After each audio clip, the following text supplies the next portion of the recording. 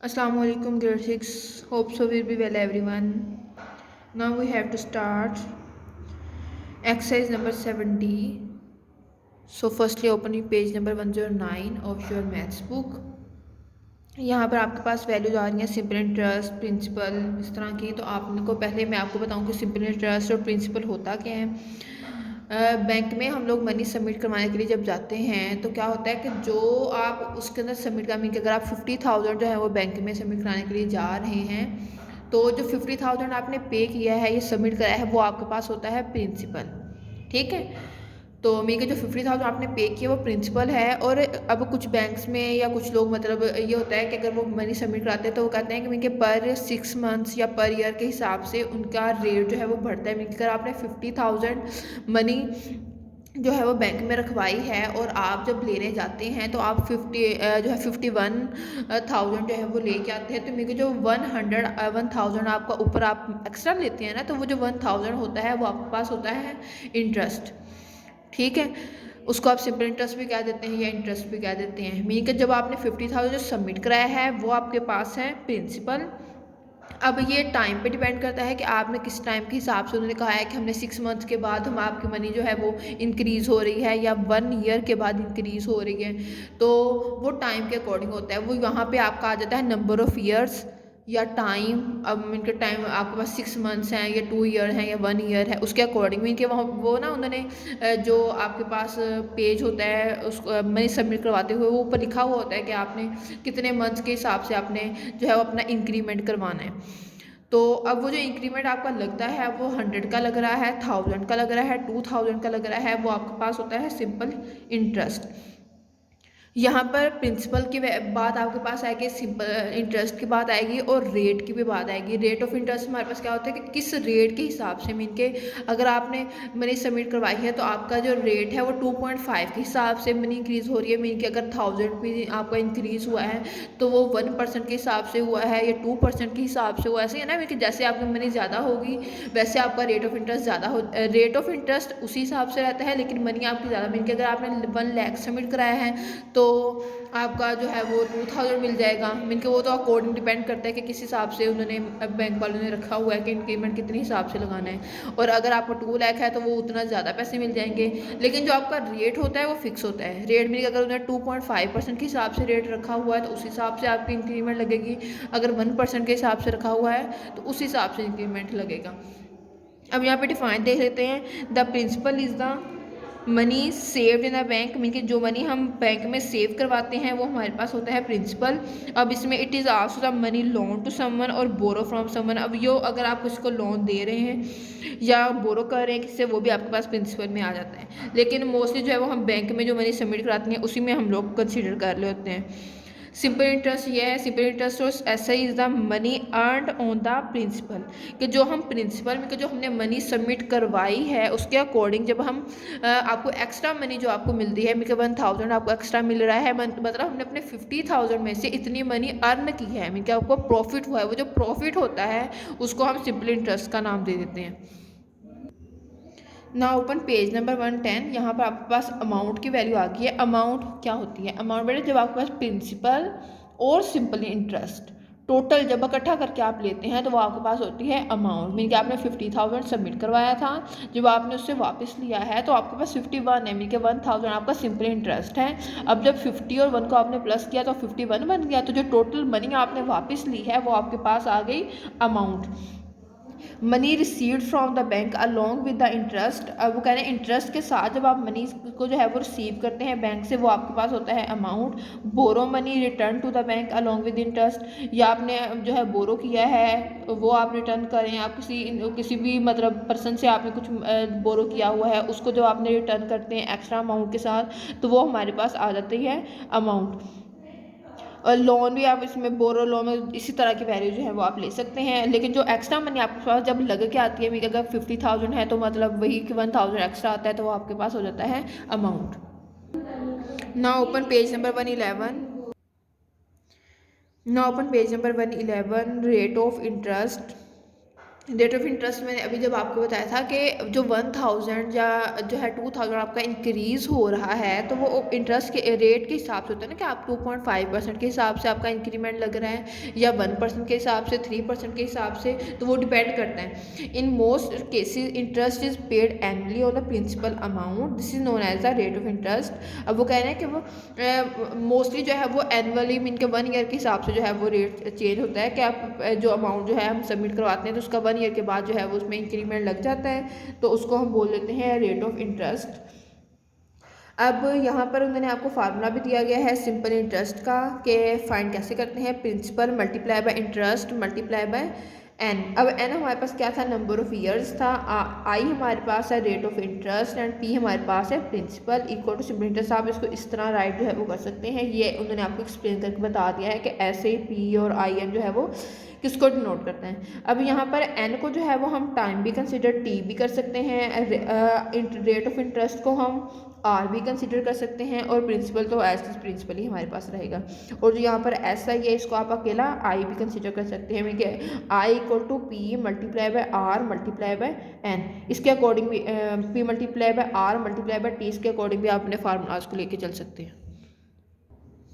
Now look at page number 113, exercise number 70. Find the simple interest and the amount in each of the following cases. बेटा आपको जो formula दिया गया था उस फार्मूले में आपके पास 4 थिंग्स जो थी वो आ रही थी। सिंपल इंटरेस्ट था, रेट ऑफ इंटरेस्ट था, प्रिंसिपल था, तो और टाइम था आपके पास। तो उनमें से आपको हर दफ़ा जो है वो 3 वैल्यूज़ आपको दे दिया करेंगे और 1 वैल्यू जो है वो आपने खुद से फाइंड करनी होगी। तो जस्ट फार्मूला आपने वही वाला यूज़ करना है और आपने वैल्यूज़ को पुट करते जाना है और आपके सारे क्वेश्चन हो जाएंगे। अब यहाँ पर उन्होंने क्या कहा है कि सिंपल इंटरेस्ट फाइंड करना है आपने, और उसके बाद वो कह रहे हैं कि अमाउंट फाइंड करनी है, मीन के जो सिंपल इंटरेस्ट और आपके पास जो प्रिंसिपल है उन दोनों को प्लस करके जो वैल्यू आएगी वो आपके पास हो जाएगी अमाउंट। 5th पार्ट में आपको करवा रही हूँ, फर्स्ट 4 पार्ट जो है वो उसके अकॉर्डिंग होंगे। On ₹560 for 4 years eight 3.2% per annum.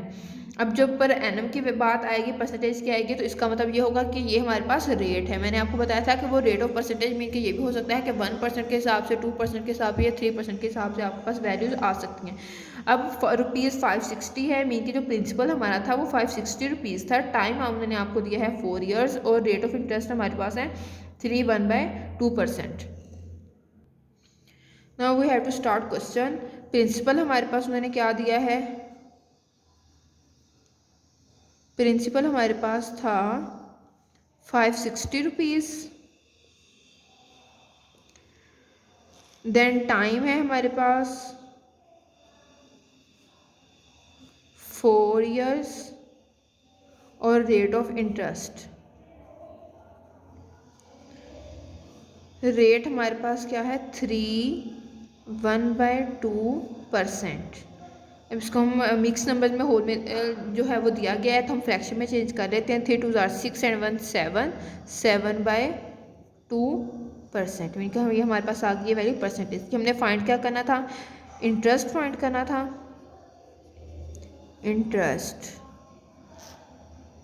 Formula हमारे पास क्या है, सिंपल इंटरेस्ट उन्होंने आपको दिया था जो है वो टाइम को उन्होंने एन के साथ, नंबर ऑफ ईयर्स के साथ, और रेट ऑफ इंटरेस्ट को उन्होंने आई के साथ जो था वो शो किया था। यहाँ पर आपको जो मैं फार्मूला करवा रही हूँ उसके अकॉर्डिंग आपने करना है। इसका फ़ायदा ये है कि आपके पास यही इसी वाले फार्मूले के अकॉर्डिंग आपके पास 7 में भी क्वेश्चन आते हैं, तो इसलिए आपको ये वाला फार्मूला जो है वो दिया गया है। इंटरेस्ट इक्वल है P multiply by R multiply by T over 100। P हमारे पास क्या है, प्रिंसिपल है, आर हमारे पास रेट ऑफ इंटरेस्ट है और टी हमारे पास है नंबर ऑफ ईयर्स, मीन के जो टाइम आपके पास आ गया वो होगा टी।